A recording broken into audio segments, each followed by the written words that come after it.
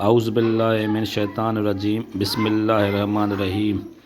अच तोखे ॾसियां सिंध कहिड़ी आ, अच तोखे ॾसियां सिंध कहिड़ी आ। सिंध सूंहं बि आ, सुरहाण बि आ, सिंध मोतियनि जी मरजाण बि आ, सिंध चाहत जी चांडाण बि आ, सिंध मुहबत जी मांडाण बि आ, सिंध वहदत जो वेचार बि आ, सिंध ककरनि जो वसकार बि आ, सिंध छेरनि जो छनकार बि आ।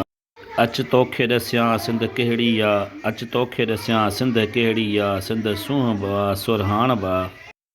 अॼु जे महफ़िल जा मोर जनाब प्रिंसिपल साहिब, मोअज़्ज़ज़ उस्ताद साहिबान, महिमान गिरामी ऐं मुंहिंजा प्यारा साथियो, अस्सलामु अलैकुम। अॼु जे महफ़िल जा सींगार, मुंहिंजे सिंध जा हक़ीक़ी वारिस, मुंहिंजा साथियो। अॼु जंहिं मक़सद लाइ गॾु थिया आहियूं उहो मक़सदु सिर्फ़ु महफ़िल मौसीक़ी नाहे। असांजो मक़सदु सिर्फ़ु जश्न मल्हाइणु नाहे। असांजो मक़सदु सिर्फ़ु सिंध जे नए नसुल खे सिंध जी तहज़ीब ऐं सक़ाफ़त खां मुकमल आगाह करणु आहे।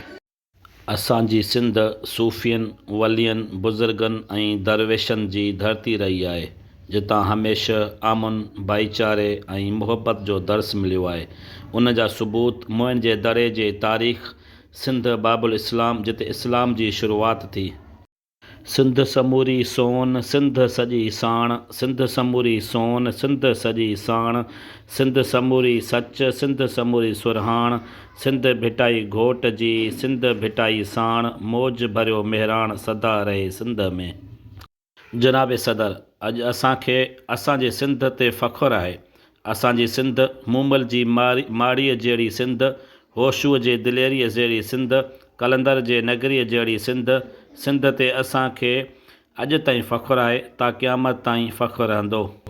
जनाब सदर, मूंखे अफ़सोस आहे त सिंध धरतीअ जा बहादुर ऐं दिलेर जेके बि जवान गुज़रिया आहिनि, जंहिं ते असांखे अॼु ताईं फ़ख़्रु आहे, ता क़यामत ताईं फ़ख़्रु रहंदो।